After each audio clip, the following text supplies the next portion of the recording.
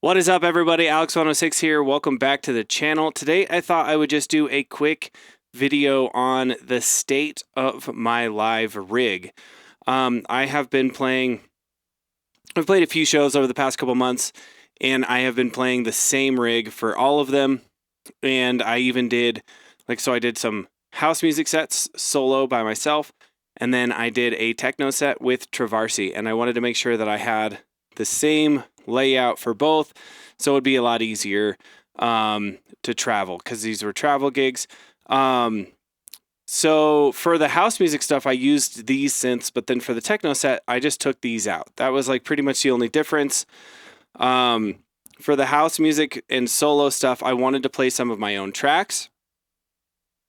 I have gone through and shown y'all a little bit about my live rig and what I was doing with those. I've expanded it a little bit. And now we have the bass synth and this JUL6 doing leads. So it's been a lot of fun.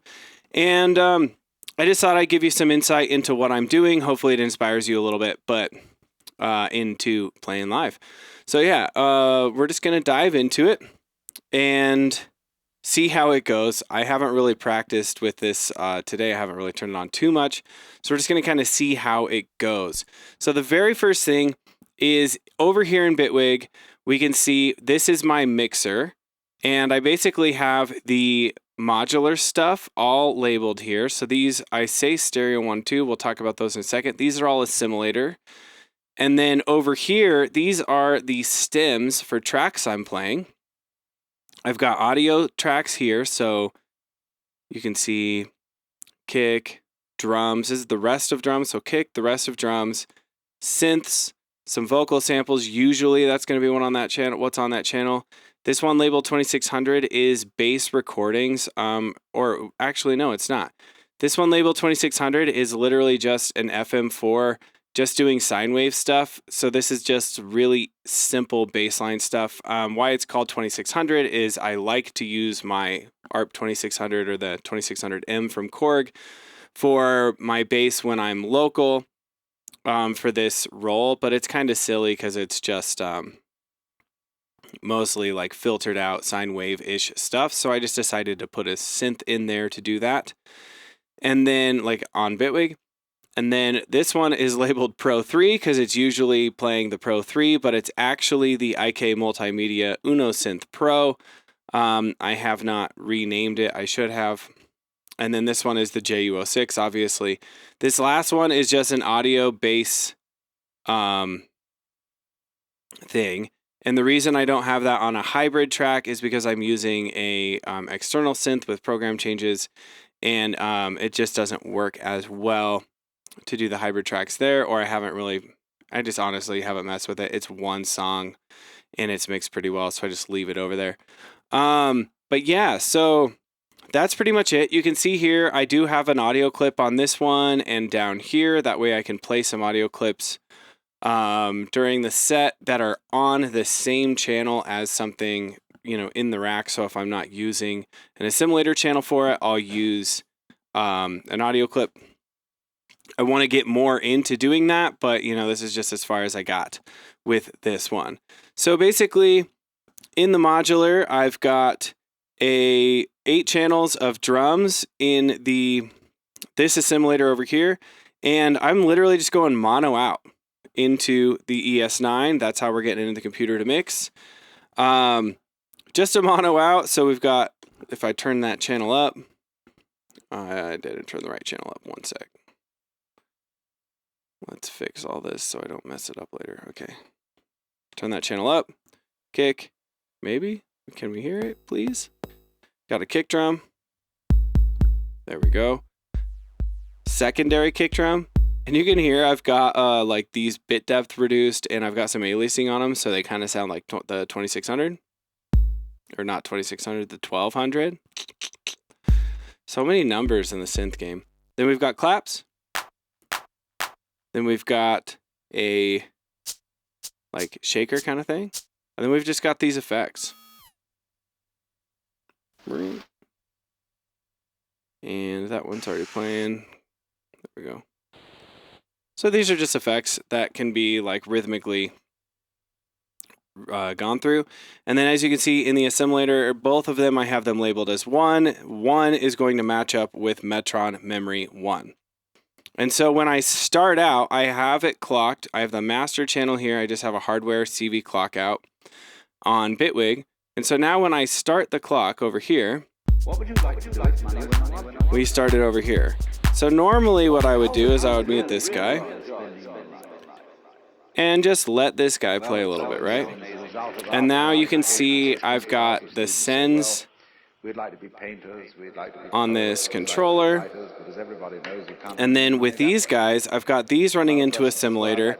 And then I've got Locutus MIDI mediator. I've got the MIDI out running into a USB to MIDI cable. And then that is letting me control filters on these 4 stereo channels. I will say to him. And I was using these as actual stereo channels, but as you can see, I'm no longer doing that. I'm just straight going mono out of a simulator. That's so I can have more channels free on ES9. And I'm not really missing it. You know, I don't know how much actual stereo stuff I was doing in a simulator. I know some of the channels were, but I wasn't super focused on it when I was sampling anyways. So I just stripped it down to 4, and then that gave me 4 more channels here that I thought I was going to use, and then I ended up not actually even using them. But, you know, the things we do sometimes. But yeah, as you can hear, I've got filters over here, which is really cool for me because now I feel like I'm in the case when I'm filtering these things. So if I bring up these guys. So don't worry too much. Somebody's interested in everything. Right. And anything I can filter them out up here. Find others. But it's absolutely stupid to spend your time doing things you don't like in order to go on spending. Got Alan Watts just talking to our souls. We've got the sends for these channels as well. Is we're bringing up children and educating to live the same sort of lives we live. And then I'm going to mute some of these channels. We'll bring in the kick drum. They may justify themselves and find satisfaction in life by bringing up their children to bring up their children to do the same thing. So it's all wretched and no fun. All right, so when we went through this, you notice we didn't have a hi-hat. That's because I'm using the AMMT prototype. We're calling it Clutch. This is a hi-hat that we will have out later this year. This is just the prototype. It doesn't have any art on it or anything like that, obviously, but we can hear it. Let's just do easy 909 stuff for me. I can add some delay on that. Give us a little background. Kind of nice. Then I've got over here, I've got on the master, or I'll show you how this whole bus is set up. So now I've got all these 8 channels. These are routed through the modular bus, which I have over here. So this is just, all you got to do is right click and, or actually how I did it is I literally just went like duplicate these, deleted these things.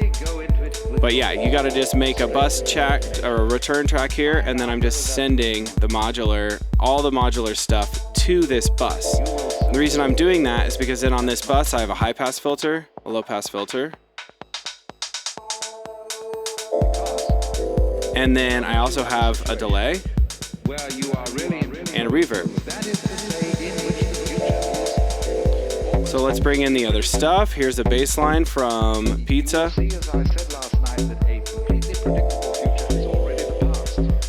And we're jamming. Here we go. Let's bring in our clap.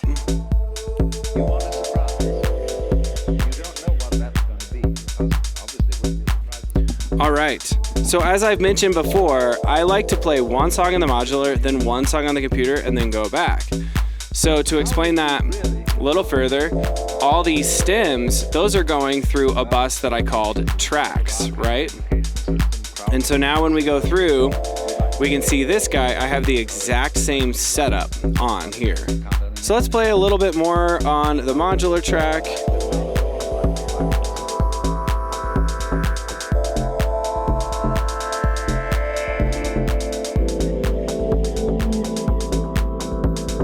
And then this guy's playing this little cool synth line. Let's hear it. Oh, I don't have a full proctive. And And I've got some FN plugged in there. Let's take that out. We're so close. Still got some weird stuff going on though. There we go. I think that's it.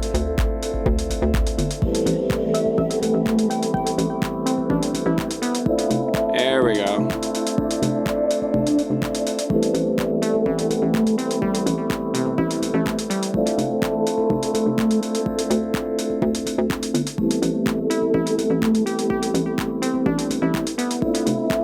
I like to do breakdowns like this.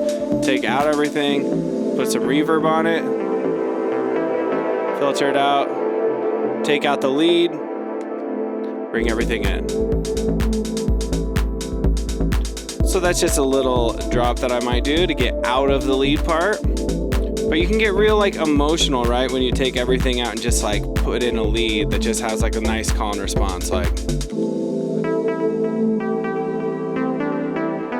And then here's where I might mess around with that FM. Maybe turn this guy up a little bit. Barely any exponential FM. Ooh, just kind of fuck with you a little bit.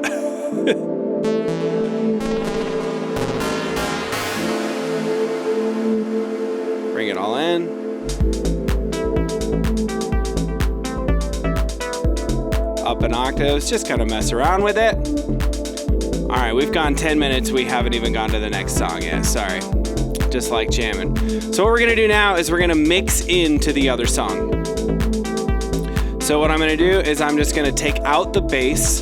I'm gonna filter the other song out a little bit, high pass and low pass, and we're gonna bring it in. We're gonna bring it in right now, and we're also gonna leave in that, we're gonna leave in the lead just for a little bit longer. As you can see, I just moved on my launch pad to see where we are. This is the Alan Watts, and then here we go. We're gonna start this guy. And we'll take out that like I said we would. And then we'll start slowly just taking this stuff down. And then I'm gonna switch the lows.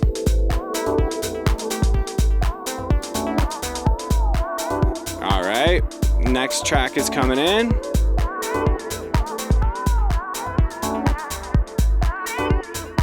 I'm slowly just taking all the channels out. Boom. All right, so what you're hearing now is all audio. So the drums and everything is coming from the computer. So what I like to do during this part is like go in here, set up my next track. So 2, 3, go, load that guy. Go over here, set to 2. Go over here, set that to 2. Now in my headphones, I can cue up this track while this one is playing. So I didn't turn that channel down, but it sounded kind of cool. So now we're letting this track play out. I can go into my headphones, I can cue this one up until these guys start playing. So right now, it's all tracks, like I said. We can do some like reverb, a little bit of delay, maybe create ourselves a little false breakdown, and then drop in. And then the bass line should be playing. Somehow that got turned down. And so now we can go through here and mess with this synth, which is a lot of fun.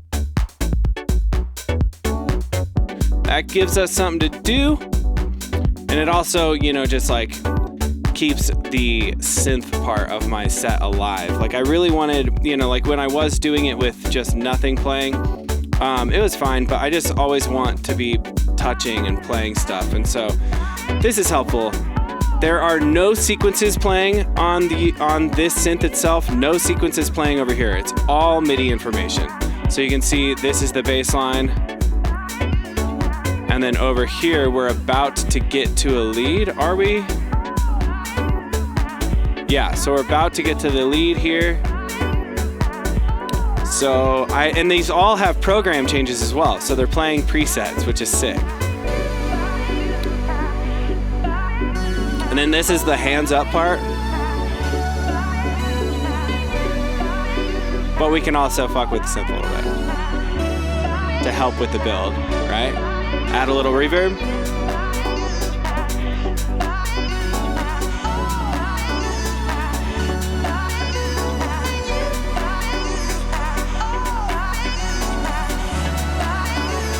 Reverb down, back.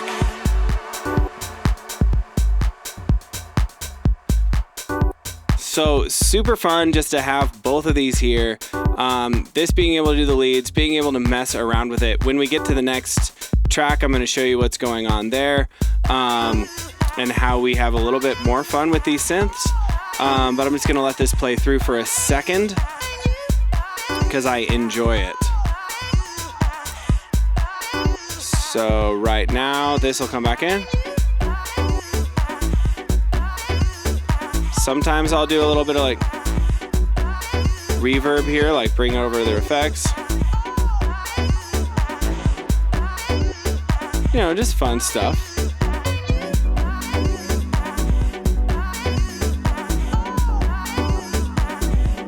And then this is gonna come back in.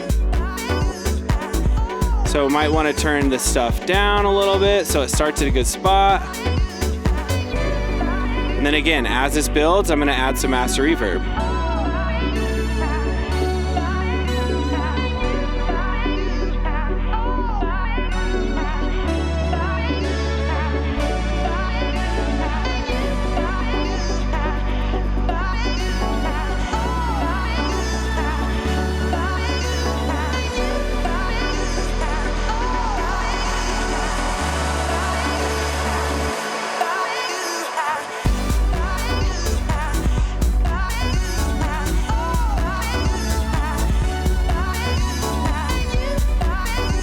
Oh man, God, I love this song. We gotta put this one out, don't we? We haven't done that yet. All right, so this is the one song where at the end, instead of going back to the modular, I wanted to play another track. So right here, I press play, 2, 3, go. That starts my transition. So what that did is it hit a program change on this, went to 2, changed it from a poly synth to a mono synth, and changed the released way down, and now this is this lead, right? Turn it up a little bit so you can really hear it. And the fun thing about this one is adding some crazy, super fast LFO to the pitch. And as you can tell, I have these all follow actioning. So these are all using next actions is what Bitwig calls it. And the reason I have that is so if I want to extend, I can, right? So we just played that track where we just played that scene again. So if we really want to just extend stuff out, we can. But every 8 bars, we're going to the next thing. And so that way I can use my hands on the synths, right?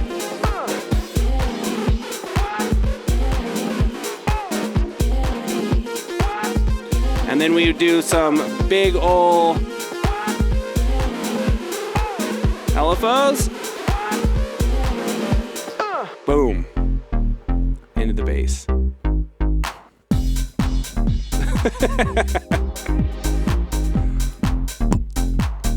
And so now this last one, this is the rest of the track. So as you can tell, I programmed this one to play a loop of the last track's kick all the way up until this zone. And then when we got into this one, the new kick took over. So that transition, like I said, 100% planned, but if I want to extend parts of the transition, I can, because I have each clip or each scene individually here. Not completely necessary, but just something I like to do. And then again, for this next track, we've been playing some really happy house music for a while. So we're gonna go into a beat track on the modular after this. And instead of waiting for it, I don't have a clip on to get to the end of this one. So instead of waiting for it, we're just gonna force it real quick. We're gonna wait till the end of this part and we're gonna bring in the next thing. So I'll show you what it sounds like and then we're gonna move on to the techno thing. So So right here, we'll filter it out, and we'll bring in this guy.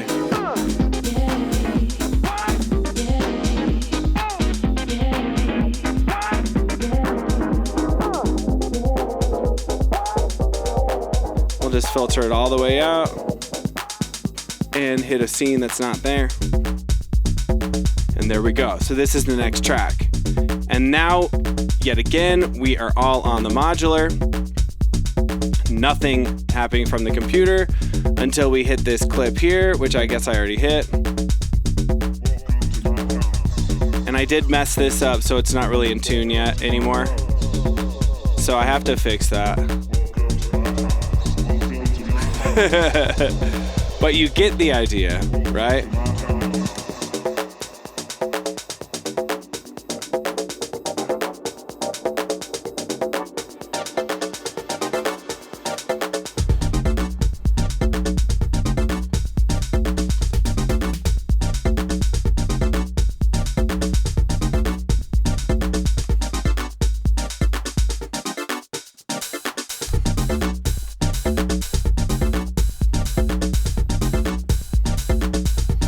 All right, so that's it for that. So maybe I'll record this set. I don't know. I probably should, right? Just a whole thing of it. But anyways, that is the house music stuff. Sorry that took so long, but I just thought it would be fun to explain, and it was.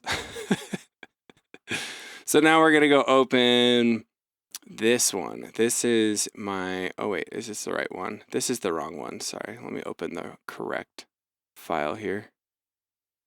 Name these things with dates so you know what they are. All right, so very, very similar setup over here on this one, except for instead of having some samples, having all the samples as organized, they're a little bit different. We ended up not even playing these samples just because it just didn't really fit the vibe of what we had. But this is our intro. So if we start here and have all this stuff turned down, you'll now hear the drone. And the drone is an ARP 2600 sample. For some reason, these were not working right. So now we've got these guys set up. And then for this stuff, what I did is I literally just went into one of these drum things that I knew that I liked. And I literally just replaced the kick drum with a more techno kick drum. So I'm just going to do that now because I don't even think I saved it, which is hilarious. There we go. There's that kick drum. The drone is rolling. And then over here, oh man, I did the same thing over here. I didn't even save what I was using after we did it. But basically, it's like noise stuff. It's like this kind of stuff. Shit like that, right? So the drone's rolling. We're gonna high pass everything, or low pass everything, excuse me. So we need to, can we do that? Is that right? Oh, this one needs to go to the modular. Oh no, we can just leave it like that. This one's not going to the modular send. That way it doesn't get filtered. If I want to filter it, I need to do it on like the DJ mixer we plug into.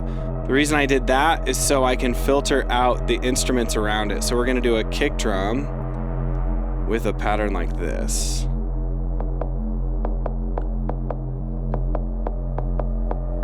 Right? Boom, techno. We just got a sick drone that I made on the 2600 and a big old kick drum, right? Add some reverb. Every once in a while, get creepy with it. Trovarsi starts bringing in the stuff. So my role is drums, this drone, and subby stuff, which I pretty much just only do with drums. And looks like my limiter is going a little crazy, which, you know, whatever right now. I don't know what the mixes are. But now I just start adding things. So like I did all of this stuff on the fly. All of this is improvised. None of this is pre-programmed.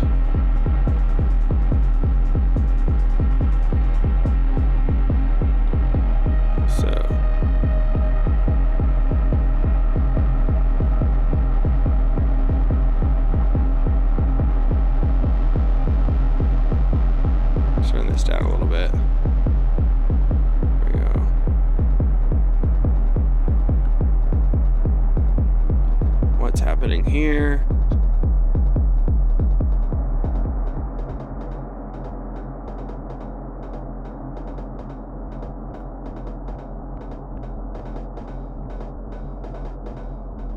Oh yeah, we've got this low pass, right? That was our problem. And again, my limiter is kind of going crazy, but I did, you know, might need to fix some of this stuff, bring some of these things down just to give more stuff room. We got some claps we can add, like,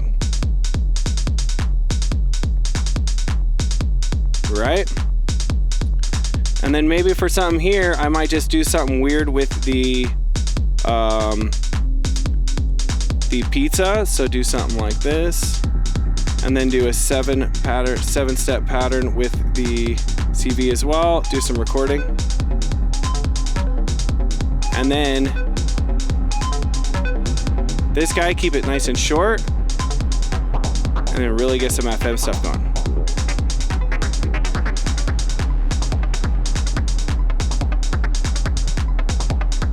And then I do have, what I like to do with this guy is I have it running through the Synchrodyne, which is a filter.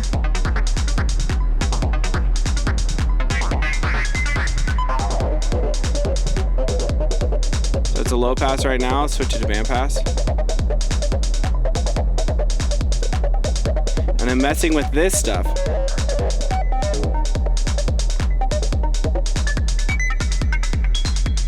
And by this stuff, I mean the FM amount.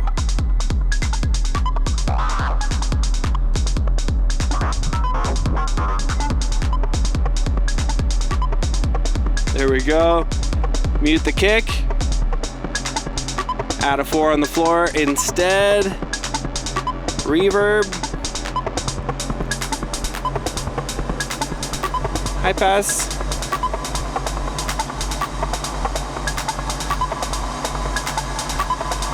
Unmute that kick. Here we go. And now we're rolling. So at this point, I might slide over, grab this drone, start to bring it down.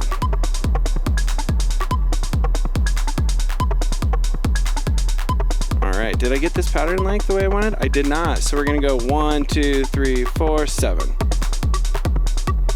There we go, that's what I wanted. So 7 steps, thanks to all the people that commented on that one video I did talking about hypnotic stuff. It's pretty fun.